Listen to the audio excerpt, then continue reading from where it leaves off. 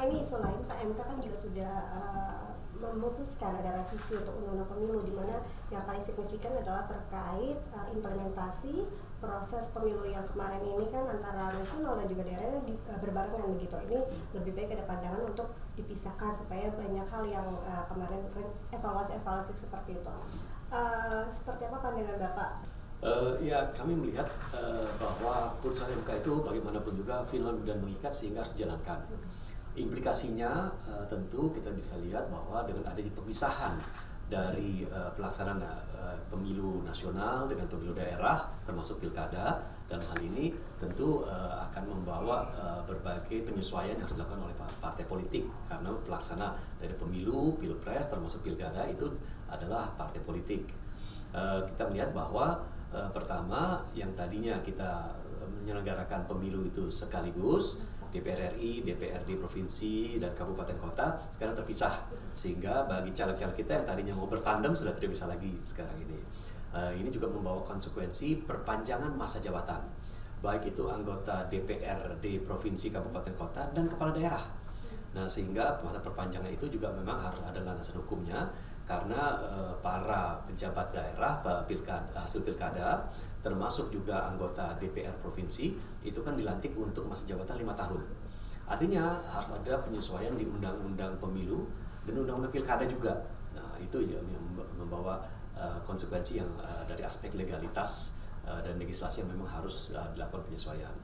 Kita juga harus nanti mempelajari bagaimana dampak biaya dan anggaran ya dari pemisahan tersebut, karena penyatuan pilkada, pemilu, dan pilpres di tahun 2024 maksud dan tujuannya adalah supaya adanya efisiensi dari aspek pembiayaan yang ternyata hasilnya tidak demikian.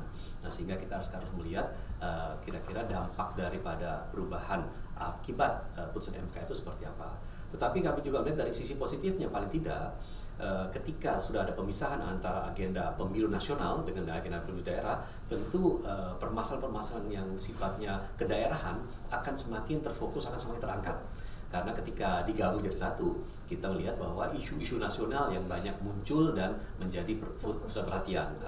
Jadi kedepannya saya kira isu-isu kedaerahan itu akan menempati perhatian dari partai-partai politik, termasuk juga tokoh-tokoh dan masyarakat secara keseluruhan, agar permasalahan-permasalahan daerah yang memang spesifik dari satu tempat ke tempat yang lain itu bisa kemudian ditangani dengan baik.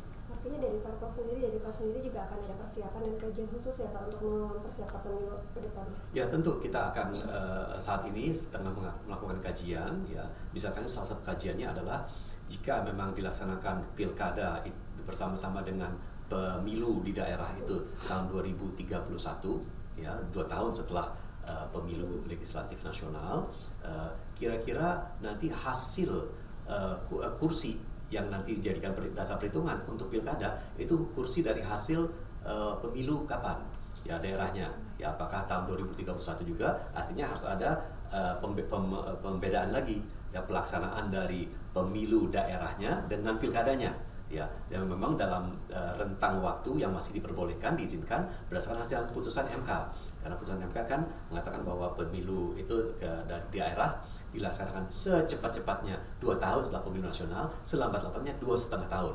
Jadi kalau memang itu nanti akan dipisah untuk mengetahui kira-kira jumlah dukungan kursi untuk mengusung kepala daerah di Pilkada 2031, hasil daripada pemilu daerah di 2031, tetapi mungkin 6 bulan lebih awal daripada itu. Berarti strategi juga nanti akan berbeda. Tentu penyesuaian harus dilakukan oleh anggota DPR. Salah satunya tadi juga saya sampaikan masalah tandem ya. Yang tadinya kita bisa menghemat biaya dengan tandem, sekarang mungkin ada konsekuensi tambahan biaya.